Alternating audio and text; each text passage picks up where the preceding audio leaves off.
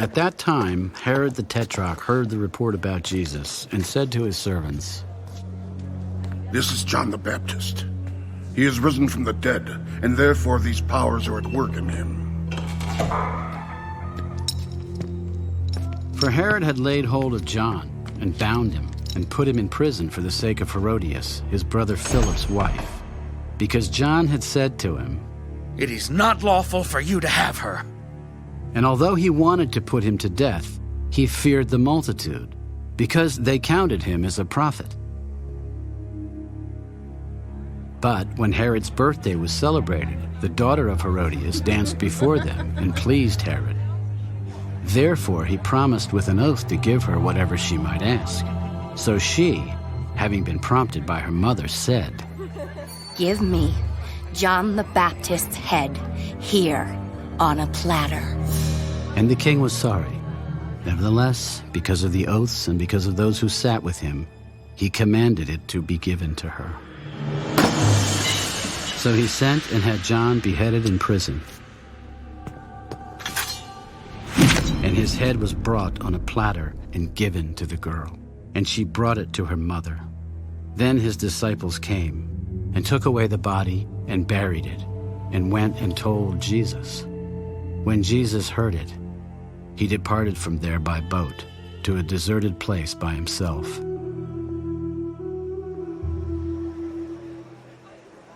But when the multitudes heard it, they followed him on foot from the cities. And when Jesus went out, he saw a great multitude, and he was moved with compassion for them, and healed their sick. When it was evening, his disciples came to him. "This is a deserted place, and the hour is already late. Send the multitudes away that they may go into the villages and buy themselves food." They do not need to go away. You give them something to eat. We have here only 5 loaves and 2 fish. Bring them here to me.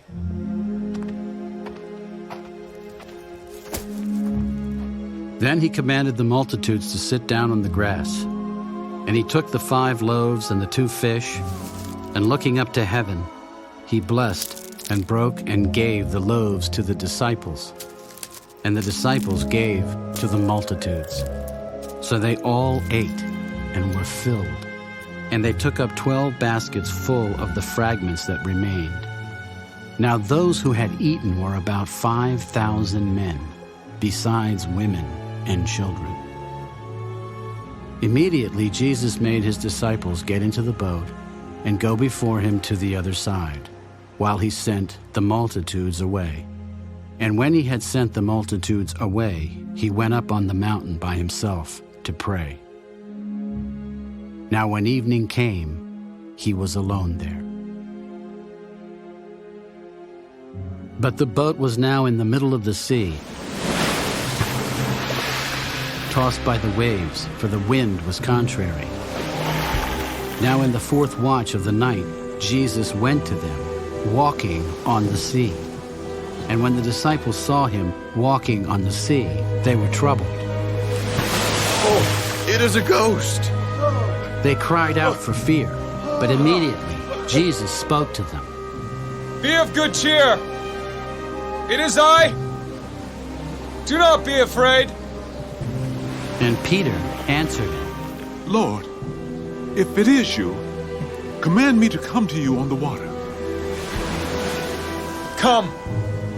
And when Peter had come down out of the boat, he walked on the water to go to Jesus.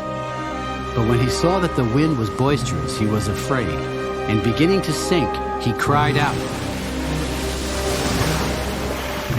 "Lord, save me!" And immediately Jesus stretched out his hand and caught him. "Oh, you of little faith, why did you doubt?" And when they got into the boat, the wind ceased. Then those who were in the boat came and worshipped him. "Truly, you are the Son of God."